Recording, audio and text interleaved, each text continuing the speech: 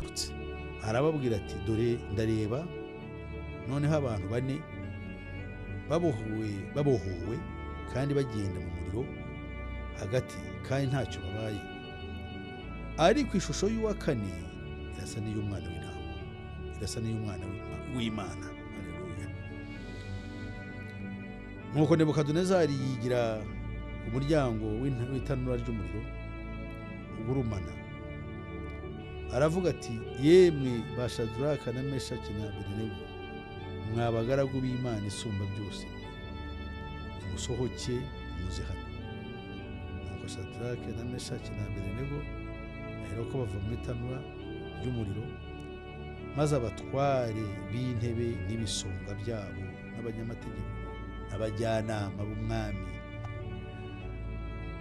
baraterana, bareba abo bagabo, basanga umuriro utashoboye kugira icyo ubatwara, kandi umusatsi wo ku mitwe yabo utabagutse, n'imyambaro yabo ntacyo yabaye, habe ngo bakumva umuriro uyinukaho. Maze ibyo bintu birabatangaza. Bakundwa rero, ibyo ni ibitangaza bikomeye cyane kandi bishanya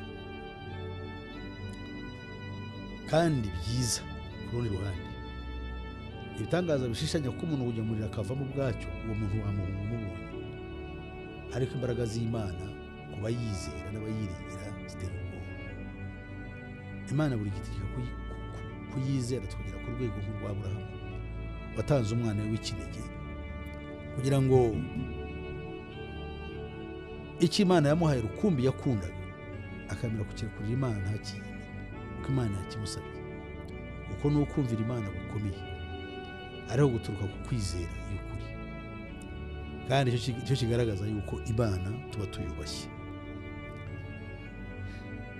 Amagambo akomeye rero tubona kandi twishimira ni uko abatware bose b'Ababironi n'abakomeye n'abatware b'intebe na Nebukadinezari umwami ubwe, Imana ya Isirayeli bayibonyemo yuko iruta izindi bigirwamana byose, ikaruta n'abami bo ku isi. Nebukadinezari ava ku izima, ategeka itegeko rikomeye, aravuga ati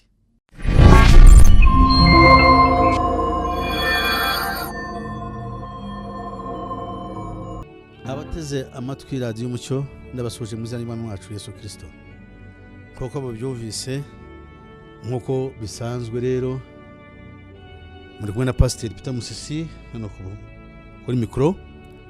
Nshimiye Imana kubw'uyu munsi. Imana yabonye ko ari ibyiciro cyinshi ikaduhuza, ikaba yaturinze, twaba tugeze kuri uyu munsi tugihumeka umwuka w'abazima. Reka rero dushimire Imana tuyiragiza kugira ngo Imana ibane natwe. Uhoraho Mana y'icyubahiro, turagushimye, uraturinze, ubana natwe, wadukoreye ibikomeye n'ibitangaza. Uri Imana igira neza, utsinda ibyishyira hejuru, ugakubita hasi ibishaka kurwanya ukuri. Uri Imana nyamana, uhabwe icyubahiro rero, kandi uturinde nk'uko imbabazi zawe ziri. Ushimwe kuko dukunda kandi utwifuriza ibyiza.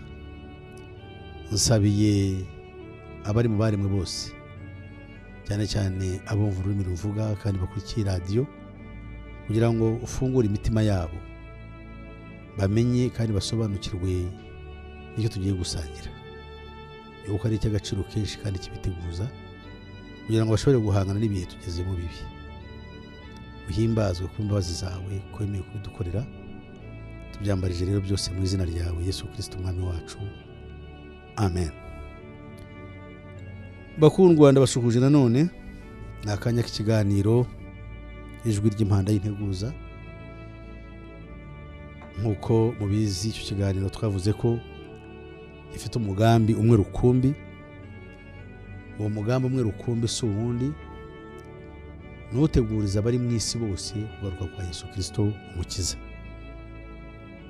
bikaba rero ari ibintu byiza kuri twe nko kuba batuye isi bose. Niringiye ntashidikanya ko icyo kintu mukwiriye kugitekereza kandi mukacyishimira. Abatuye isi bose bakeneye gucungurwa, kandi gucungurwa kose kubonerwa mu muntu umwe wenyine, Yesu Kristo, agatabarwa kugira ngo babeho. Nkaba niringiye ntashidikanya rero ko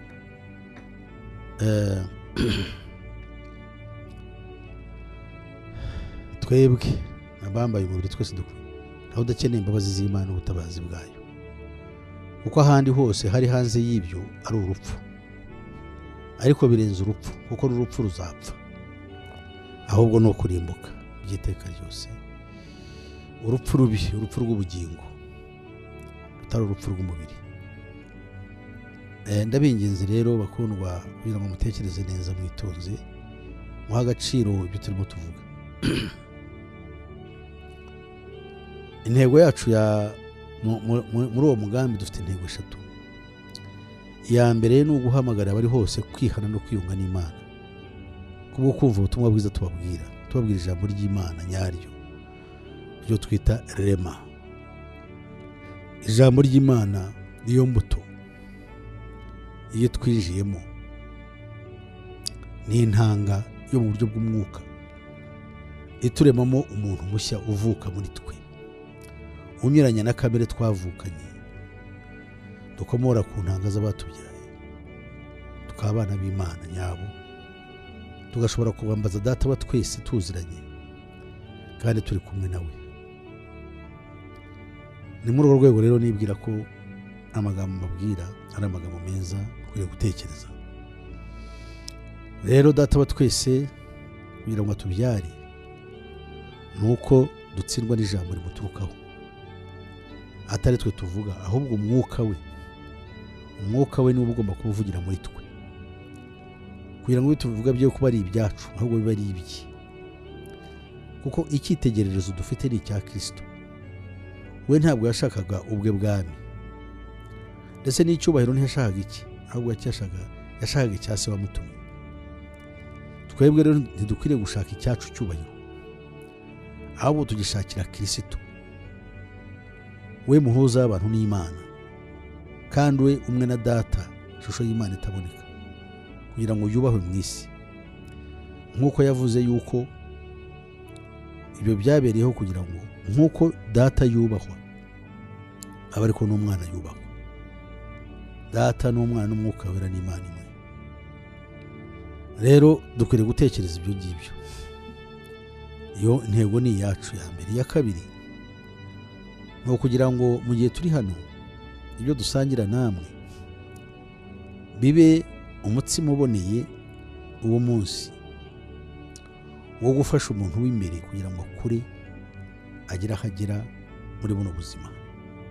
Uwo muntu w'imbere niwe uzagaragara imbere y'Imana, uyu mubiri umaze gusubira mu gitaka aho waturutse. Tukagira intego ya gatatu rero yacu y'ingorabahizi. Iyo ni ukurwanya icyago cyitwa ubuyobe, kuko ubuyobe burwanya ikintu gikomeye cyane Imana yaduhaye cyitwa kwizera, kuko bituma rimwe na rimwe umuntu yizera, cyangwa ahanini abantu bizera ibitari ukuri, bityo kwizera kwabo bahakwerekeza ku bidafite umumaro. Rimwe na rimwe bakizera n'ibyo abadayimoni bigishije. Pawulo yabonye ibi ngibi bitari byaza, arabihanura, aho mu rwandiko yandikiye Timoteyo, urwandiko yamwandikiye rwa mbere, yavuze aya magambo, nibwira yuko ari igiciro cyinshi twebwe kuyamenya. Igice cyaho cya 4 yagize ati: ariko umwuka avuga yeruye ati, mu bihe bizaza bamwe bazagwa bave mu byizerwa, bakora ishyano yo kwita ku myuka iyobya, n'inyigisho z'abadayimoni.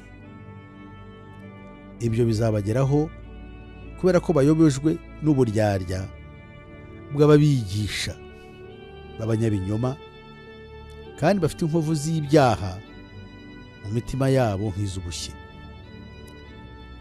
Bakundwa, dufite ikibazo gikomeye cyane. Kwigishwa n'abanyabyaha ni ikintu kibi cyane. Abanyabyaha banga umwami wacu bazanye inyigisho zidakiza ubugingo bw'abera. Icyo rero twibwira yuko ari ishyano, ndetse muri iyo ntego yacu ya gatatu ya rutura imbaraga tuzishyira cyane kuri iki kintu cyo kurwanya ubuyobe. Turwanya ubuyobe tugaragaza ukuri kwa Bibiliya. Turwanya ubuyobe tugaragaza ubushake bw'Imana, tugaragaza kandi n'icyo muteguro w'Imana w'agakiza, isoko yawo nyawo, yuko ari Kristo nk'urufatiro, kugira ngo abe ari we tugaragaza, twe kugaragara twebwe ubwacu, ariko wagaragare. Iyo agaragaye niyo byishimo byacu muri mwe, kuko abahindura uko ashaka. Ese abahindura uko ashaka mu buhe buryo? Abahindura icyaremwe gishya, kuko muba mumaze kuba icyaremwe gishya, kuba muvutse ubwa kabiri. Kuko mu rwandiko rwa kabiri Pawulo yandikiye Timoteyo amagambo akomeye, yamubwiye mu gice cya 5 umurongo wa 16, Bakorinto, ndavuga mu Bakorinto ba kabiri, urwandiko Pawulo yandikiye ab'Ikorinto, igice cya 5 umurongo 16. Uhereye aho hari inkuru nziza y'iriti: nicyo gituma uhereye none tutazagira uwo dutekereza dukurikije amasekuruza cyangwa umubiri. Pawulo ashaka kwerekana ko tutagishobora gutekereza umuntu dukurikije ko ari umuyuda, kuko niwe biyemeraga kubw'umubiri yuko ari urubyaro rwa Aburahamu. Ariko n'ubu niko tumeze natwe. Twibwira ko dufite amasekuruza, dukomoka ababyeyi bacu cyangwa abakurambere bacu batangije idini runaka. Hariho nabonye numva birata ngo n'abana b'abatambyi. Ibyo ntacyo bivuze. Dushobora kuba turiho tugakurikiza bene nk'ibyo bintu, ariko mu by'ukuri ari nta kigenda. Imana icyo ishaka kandi yishimira muri twe nuko dukurikiza ukuri kw'Imana. Pawulo yaravuze ati, nubwo ariko twatekerezaga Kristo abayuda bamutekerezaga nka mwene Dawidi, kandi akaba azaza gucungura Abisirayeli, nk'umunyapolitiki ukomeye uzaza gushyiraho ingoma yo kugira ngo bongere bakomere babe indahangarwa nka kera. Ibyo umugambi w'Imana w'agakiza ntibari babizi. Niyo mpamvu Pawulo yakomeje agira ati, ariko noneho ntitukimutekereza dutyo. Ntabwo Kristo tukimutekereza dutyo. Umurongo wa 17 Pawulo akagira ati, umuntu wese iyo ari muri Kristo aba ari icyaremwe gishya. Noneho Kristo ahinduye isura. Mwajya wo kuba umwami ku ntebe ya Dawidi, azanye ikindi kintu kitari gisanzwe kizwi. Umuntu wese iyo ari muri Kristo Yesu. Ibyo ntabwo abayuda bashobora kubyumva. Umuntu se aba mu wundi ati. Ibyo nibyo na Nikodemu yabazaga. Si umuntu yashobora kubyara ubwa kabiri. Niyo mpamvu Pawulo agira ati, umuntu wese yari muri Kristo Yesu aba ari icyaremwe gishya. Ibya kera biba bishize. Byumvikane ko ibya kera ni ibiki? Ibya kera ni ubwoko bwawe, ntabwo mvuze ngo ubwoko urabuta, ariko ibyo buhagazeho, ibyo bwakoraga bitandukanye n'Imana, Imana za ubwo bwoko bwakoreraga, ugomba kwitandukanya nabyo. Ari nayo mpamvu twe twemera ko umuntu uri muri Kristo Yesu ntakeneye deliverance. Hari ubuyobe bwaje bwitwa deliverance cyangwa kubaturwa, bitihise kubohorwa. Kubera iki se? None se niba uri muri Kristo Yesu ukaba uri icyaremwe gishya, ibya kera ngo biba byibagiranye, ngo dore byose biba bihindutse bishya.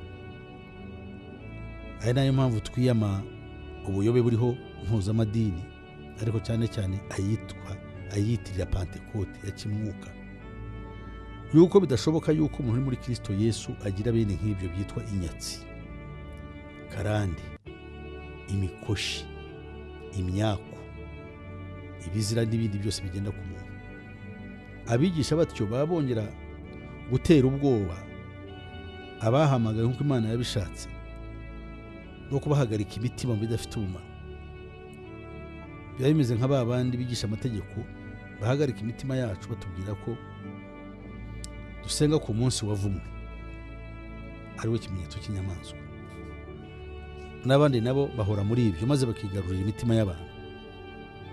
Ugahora wirukanka umuntu ngo akubature, uwo ni umwuka wa Antikristo. None se umuntu yakubatura ati? Yesu yararahiye aravuga ati, umwana w'umuntu natababatura muzapfana ibyaha byabo.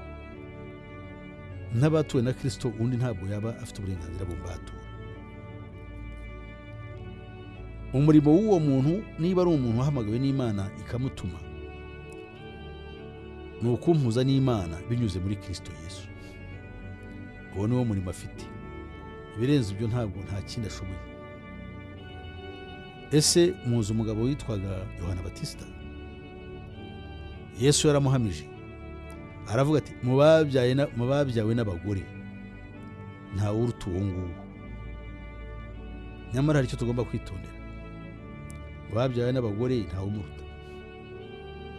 Ariko yakoze iki? Ubwo yicishije bugufi aravuga ati, nababwiye ko ntari Kristo, kandi nababwiye yuko ntavuye mu ijuru, ahubwo ndi uwo mu isi. Nuko ubwo uwo mu ijuru abonetse, uwo mu isi agomba gucishwa bugufi.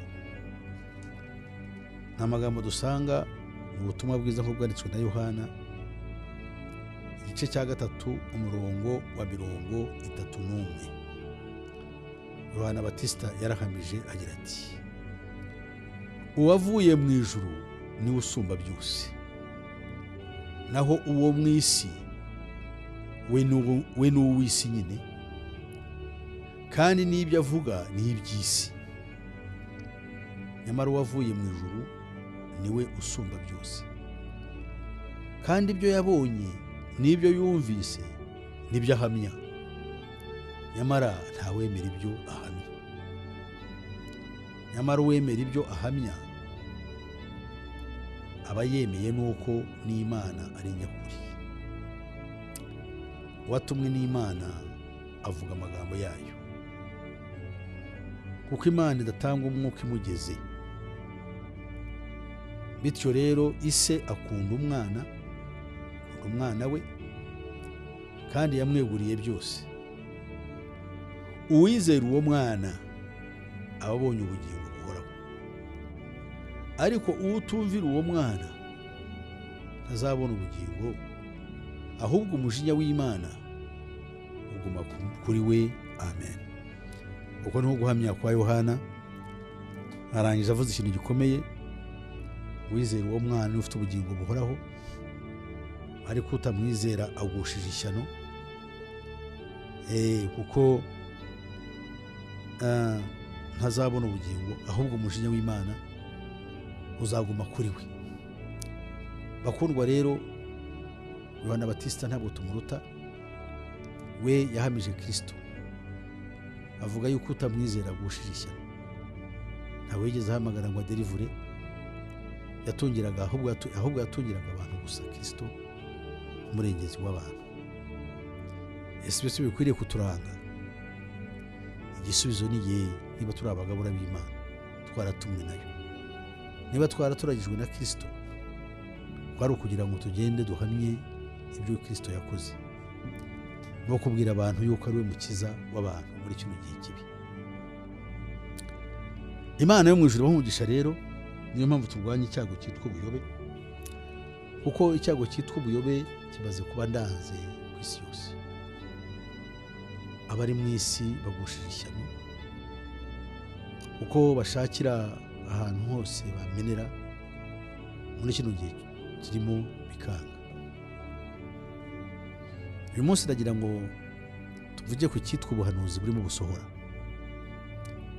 Ubuhanuzi burimo busohora buteye ubwoba kandi bugiye kubika isi yose.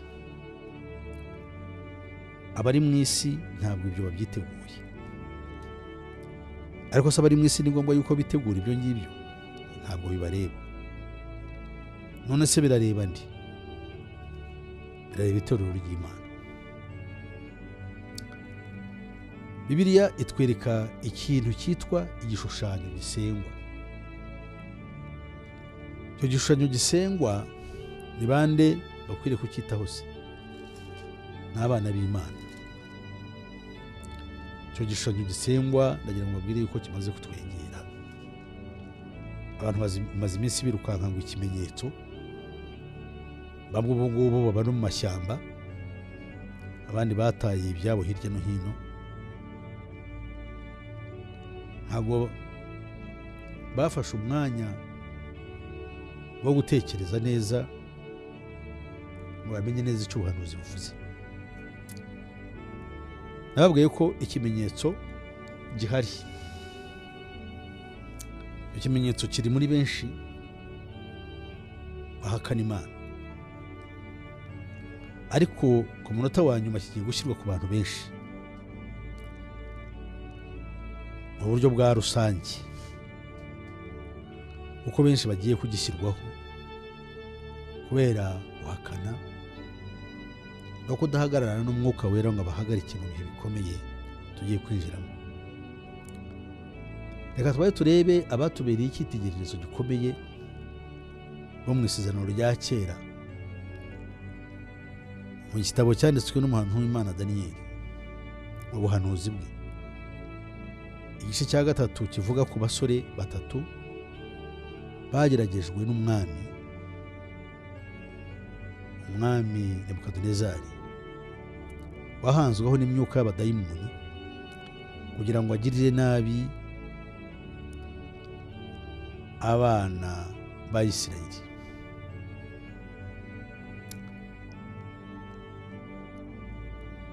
Mu gihe yari amaze gushukwa n'abadayimoni, Satani amukoresha ikintu gikomeye cyo kugira ngo ashyire iherezo kuri ubwo bwoko no kumusuzugura. Yamwigishije kurema igishushanyo. Ndagira ngo mbabwire ko kino gishushanyo kirimo cyongera kongera kandi gutegurwa.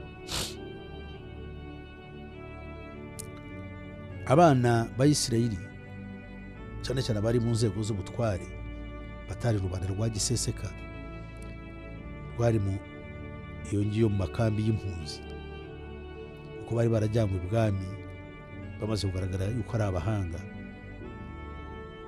Ntabwo baramije igishushanyo cyari cyashyizweho na Nebukadinezari. Abo bana bari abasore 4 barimo na Daniyeli, abandi bari Shadraka, Meshaki na Abedenego. Banze kuramya icyo gishushanyo. Iyo nkuru igeze kuri Nebukadinezari, ishyano riragwa.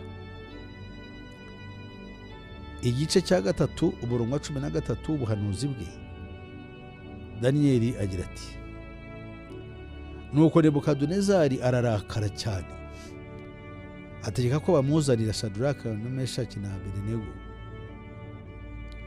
ngo nuko babashyira umwami. Nebukadinezari arabareba arababwira ati: mbese Shadraka nawe Meshaki ndetse nawe Abedenego nimwe mwihimbiye mwabyitumye kudakorera imana zanjye no kutaramya igishushanyo cy'izahabu nakoze. Nuko noneho ndabinginze kandi ndabategetse, nuko noneho nimwumva amajwi y'amahembe n'imyirongi n'inanga n'isambuka n'amabubura n'amakondera n'ibintu by'ubwoko bwose bivuga, mukemera kubarara hasi mukaramya igishushanyo nakoze, ni byiza. Ariko nimutakiramya, ako kanya murajugunywa mu itanura ry'umuriro ugurumana. Yewe mbese imana iri bubakize amaboko yanjye ni iyihe? Shadraka na Meshaki na Abedenego ngo babyumve basubiza umwami bati, Nebukadinezari nyagasani, nta mpamvu ituma tugusubiza iryo jambo.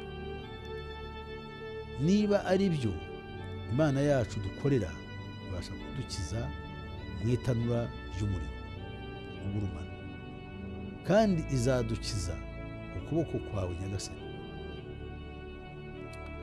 Ariko naho itadukiza nyagasani, umenye ko tutari bukorere imana zawe, habe no kuramya icyo gishushanyo cy'izahabu wakoze. Amen. Bakundwa, aba bantu bari imparamagara, bo ntabwo bavugaga bati imana iradukiza, ariko imana bizera bari bayirigiye, bazi yuko banapfa bagapfira muri yo ntacyo babwiye. Icyo nicyo na Kristo yaduhaye, yuko dushobora no gupfa cyangwa tukanakira bitewe gusa n'ubushake bw'Imana. Icyitonderwa ariko ni uko icyica umubiri ntacyo kiba kidutwaye, keretse icyica ubugingo. Aba niringira ko twese abari muri uyu murongo dukwiye gusaba gusa Imana kuduha ubushobozi bwo kudahangarwa no guhangana n'ibigeragezo bigiye kuzaho. Aba bagabo rero nk'uko tubibona bamaze gukora ibyo ngibyo, Bibiliya ivuga ko Nebukadinezari aravuga ati, icyo gihe Nebukadinezari ngo yazaberanyijwe n'uburakari, ngo mu maso ye hahinduka ukundi, areba Shadraka na Meshaki na Abedenego igitsuri, ategeka ko benyegeza itanura ry'umuriro uko ryari rikwiriye kwaka karindwi, ngo maze atoranya abanyambaraga bo mu ngabo ze, abategeka kuboha Shadraka na Meshaki na Abedenego ngo babajugunye mu itanura ry'umuriro ugurumana. Nuko baboha abo bagabo uko bakambaye amafurebo n'imyambaro n'imyitero n'ibindi bambaye, babajugunya mu itanura ry'umuriro ugurumana. Maze kuko itegeko ry'umwami ryari ryikubagaho kandi umuriro ugurumana cyane, bituma ibirimi by'umuriro ngo bisumira abo bagabo bari bateruye Shadraka na Meshaki na Abedenego, birabica. Ngo nuko abo bagabo batatu, Shadraka na Meshaki na Abedenego, bagwa mu itanura ry'umuriro ugurumana hagati uko bakaboshywe. Uwo mwanya umwami Nebukadinezari aratangara, ahaguruka n'ingoga, abaza abajyanama be ati, harya ntitwajugunye mu muriro abantu batatu baboshywe? Baramusubiza bati, ni koko waroye neza nyagasani. Arababwira ati, dore ndareba noneho abantu 4 babohowe kandi bagenda mu muriro hagati, kandi ntacyo babaye. Ariko ishusho y'uwa 4 irasa n'iy'umwana w'intama, irasa n'iy'umwana w'Imana. Haleluya. nuko Nebukadinezari yigira umuryango w'itanura ry'umuriro ugurumana, aravuga ati yemwe ba Shadaraka na Meshaki na Abedenego, mwa bagaragu b'Imana isumba byose, musohoke muze hano. Nuko Shadaraka na Meshaki na Abedenego baherako bava mu itanura ry'umuriro, maze abatware b'intebe n'ibisonga byabo n'abanyamategeko n'abajyanama b'umwami baraterana, bareba abo bagabo, basanga umuriro utashoboye kugira icyo ubatwara, kandi umusatsi wo ku mitwe yabo utababutse, n'imyambaro yabo ntacyo yabaye, habe ngo wakumva umuriro yinukaho. Maze ibyo bintu birabatangaza. Bakundwa rero, ibyo ni ibitangaza bikomeye cyane kandi bishanye kandi byiza. Ku rundi ruhande, ibitangaza bishishanya ko umuntu ujya muri akavamo bwacyo, uwo muntu wamuhunga n'umuntu, ariko imbaraga z'Imana ku bayizera n'abayiringira ziteye ubwoba. Imana buri gihe kuyizera tukagera ku rwego nk'urwa Aburahamu watanze umwana we w'ikinege, kugira ngo icyo Imana yamuhaye rukumbi yakundaga akamera kukirekurira Imana ntakiyime, kuko Imana yakimusabye. Uko ni ukumvira Imana gukomeye, ariho guturuka ku kwizera y'ukuri, kandi icyo kigaragaza yuko Imana tuba tuyubashye. Amagambo akomeye rero tubona kandi twishimira ni uko abatware bose b'Ababironi n'abakomeye n'abatware b'intebe na Nebukadinezari umwami ubwe, Imana ya Isirayeli bayibonyemo yuko iruta izindi bigirwamana byose, ikaruta n'abami bo ku isi. Nebukadinezari ava ku izima, ategeka itegeko rikomeye, aravuga ati Imana ya Shadaraki na Meshaki na Abedenego ishimwe. Urumva yuko ashimye Imana yo mu ijuru, ngo niyo yohereje marayika wayo akiza abagaragu bayo bayiringiye, kuko bigurikije ijambo ry'umwami bagahara amagara yabo, kugira ngo batagira indi mana yose bakorera cyangwa basenga itari Imana yabo. Nicyo cyatumye nca iteka, kugira ngo umuntu wese wo mu moko yose y'indimi zitari zimwe uzavuga nabi Imana ya Shadaraka na Meshaki na Abedenego azatemagurwe, kandi urugo rwe ruzahindurwe nk'icyavu, kuko ari nta yindi mana ibasha gukiza bene aka kageni. Ibyo ngo bishize, umwami yogeza Shadaraka na Meshaki na Abedenego mu gihugu cyose cy'i Babironi. Amen. Bakundwa, dufite umurimo ukomeye wo gutuma Imana yacu natwe muri kino gihe Imana twamenye yamamara, kandi tugahagarara twemye, maze tukamenya yuko ibiriho ubu dufatanyije no gusenga no kwinginga, Imana ishobora kuducishamo kandi igatuma tuyigaragariza nk'abantu bayizera kandi b'intwari. Benshi bakazayihindukirira no ku gihe cya nyuma bakifatanya nayo, kugira ngo umwami Imana aronke benshi bazajya mu bwami bwe, kuko bazaba batsindishijwe nayo. Mu kanya nababwiye ko hariho ubuhanuzi burimo busohora. Mu gitabo cy'ibyahishuwe tuhasanga amagambo akomeye. Mu gice cya 13 umurongo wa 14 hari amagambo agira ati, iyo nyamaswa yavuye mu gitaka iyobesha abari mu isi ibyo bimenyetso yahawe gukorera imbere ya nyamaswa ya mbere, ariyo ya yindi yavuye mu nyanja, ariyo bwami bwa Roma mu ishusho yabwo ya mbere. Ibabwira kurema igishushanyo cya ya nyamaswa yari ikomerekejwe n'inkota ikabaho, kandi ihabwa gukora icyo gishushanyo cy'inyamaswa, kandi igiha guhumeka ngo kivuge kandi cyicishe abatakiramya bose. maze itera bose, aboroheje n'abakomeye, n'abatunzi n'abakene, n'ab'umudendezo n'ab'imbata, gushyirwaho ikimenyetso ku kiganza cyabo cy'iburyo ndetse cyangwa mu ruhanga rwabo. Bakurwa, tumaze iminsi tuvuga kuba ikimenyetso ariko ntitwite ku gishushanyo. Amakuru mfite ni uko igishushanyo cyamaze gushyirwa ahagaragara. Mu mwaka w'ibihumbi 2020 habayeho gusinya amasezerano hagati y'ubupapa n'ubuyisilamu.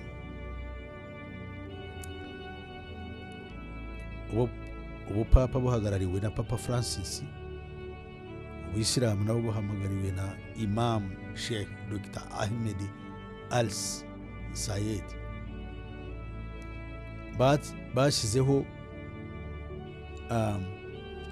gahunda ikomeye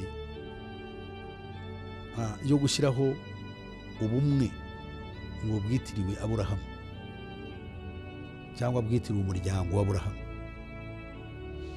Ubwo bumwe bw'inyabutatu rero bukaba bugizwe n'abayisilamu, ingirwa abakirisitu zo mu madini yose ndetse n'abayahudi. Abayahudi bafite ubahagarariye ariwe Rabbi Yosef, irinda ryibagiwe. Ubu rero igihe nikigera nzayibashyira ahagaragara. Kikaba ari igihe kibi cyane isi igezemo. Ubwo bufatanye rero ni buri muri wa mugambi wa Illuminati wo gushyiraho icyitwa umuryango mpuzamadini. Iyo mpuzamadini rero igomba kugira n'imyizerere imwe basically cyangwa ku buryo bweruye, ishingiye ku mahame 7 y'imyigishirize abahanga bita New Age. Nakwinginze kugira ngo ubwo icyo gishushanyo kirimo kiremwa witegure kuba ufite ubushobozi bwo guhangana nacyo. Ariko se nibaze, abantu bakirukanka inyuma y'abapfumu mu misozi ngo bahanurire, babwire, banabasabire, banabaderivure, bashobora guhagarara badatsinzwe ku munsi w'igeragezwa rimeze rityo? Ndagira ngo duhindukire, dutangire kwitegura, kuko ubuhanuzi nyakuri bw'Imana burimo burasohora.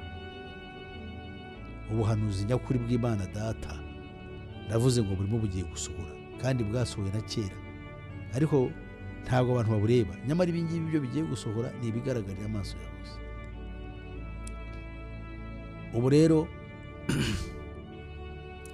ndagira ngo dutekereze neza twitonze, kuko turi mu gihe kiruhanyije, kandi nibwira ko ibyagiye bivugwa biragenda bitaha. Tumaze imyaka myinshi cyane turi mu gihe cyitwa igihe cy'ibimenyetso, ariko ubu ngubu turi mu gihe kiruhanyije tugiye kwinjiramo cyitwa igihe cy'impanda. Igitabo cy'ibyahishuwe kitwereka ko aho tugana ari ahantu hakomeye kandi haruhanyije. Bikaba bisaba abantu gutandukana n'ibyo twitaga iyobokamana igizwe n'amadini menshi twari turimo. Gutandukana ko sivuze ngo mwirukanye nk'uko bamwe batekereza, muyahunge, kuko ntabwo ari wowe yashyizeho nunayavamo abandi bazayajyamo. Gusa wowe ni ugutandukana n'ibyayo, wakira Yesu Kristo. Kuko genzi neza yuko umuntu yakiriye Yesu Kristo agashaka kumukorera, Imana agashaka kuyikorera muri Yesu Kristo nk'uko bikwiye, bazamwanga. Ubwawe bazakwirukana utiwe unahava. Hari abantu batekereza ngo se ubwo uve mu idini, ubu se ndivemo, gise nakubwira ngo uve mu idini ngo ugushyire he? Icyo nshaka ni uko wahindukira Kristo by'ukuri, ukamwakira, mugahura, mukamenyana, akaba inshuti yawe. N'abanyedini baba n'abayobozi bakuyobora ukamubereka ko muti hariho Kristo namenye, uwo kuri, ndamwamamaza. Niba bamuzi neza kandi bamukunda, nta kibazo uzagira, bazagukunda, ahubwo bazaba bungutse mwene Data w'ukuri. Ikimenyetso yuko bazaba batarabe by'ukuri, bazakurwanya, banakwange, banaguhimbira imigambi inyuranye, nk'uko abanyedini bo mu gifarisayo cya kera barwanyije Kristo badashaka yuko yamamara ngo amenyekane. Nkaba rero nibwira ko mukundwa inshuti yanjye, ni igihe gikwiriye, kuko igishushanyo gisengwa, amakuru mfite ni uko muri uyu mwaka cyangwa tariki enye z'uku kwezi muri mwaka w'2022 numvise ko Loni uyu munsi wahariwe ngo umunsi w'ubworoherane mu madini. Tariki enye rero buri mwaka z'uku kwezi kwa kabiri uzajya umunsi mpuzamahanga w'ubworoherane no gufatanya, kugira ngo Loni ubwayo ishyiremo imbaraga nyinshi mu kwemeza abantu koroherana, bityo byoroshye amadini kuba noneho ageze ku rwego rwumvikana, ntawe ukinenga undi, nta mpamvu haguruka ngo ujye kubwiriza mu Basilamu, mu Bagatolika, mu Babuda no mu baki bose, kuko nta mpamvu, nabo inzira bazi irahagije. Kuko nyir'ubutungane ufatwa nk'aho yicaye ku ntebe ya Yesu, niba ibyo ntabyemeye akabiha umugisha, njye nawe turi bande babivuguruza? Ibintu rero ni bibiri, ni ukubyemera tukaba ari byo twamamaza, cyangwa se guhagarara hirya tukitandukanya nabyo, ndetse tukabombora akanwa kacu tukabyamagana. Ibyo rero bizasaba umugabo bisimbuye. Muzi ko twamenyereye kuvuga Yesu w'igiparu cyangwa w'igipampagaru, wa wundi wo twukoresha kugira ngo twibe rubanda, twibonere inyungu, turye tumwe, tubone amaturo, ariko inyuma yaho twifashije n'izindi mbaraga za gikonikoni twitirira umwuka wera, kugira ngo twemerwe n'injiji zahumye zitazi iyo ziva n'iyo zijya. Ibintu rero bigiye gusobanuka, ukuri kugiye kujya ahagaragara. Aba nibwira ko rero mukundwa wowe utamera utyo, ahubwo wakwitandukanya n'ibimeze bityo, kuko igihe kirangiye, ukagira imyiteguro nyayo, nyayo yo kujya ku rugamba, kuko umwami wacu ari mu nzira, kandi na Sekibi ari we Antikristo nawe ageze bugufi. Icyo nkusaba rero mukundwa ni kimwe, nkusabira ni ubushizi bw'amanga, no kugira ngo usabe Imana iguhe imbaraga zo guhagarara mu gihe kitarambiranye kigiye kuzana amage mu isi. Igishushanyo gisengwa kiratwegereje kandi giye kudushyirwaho.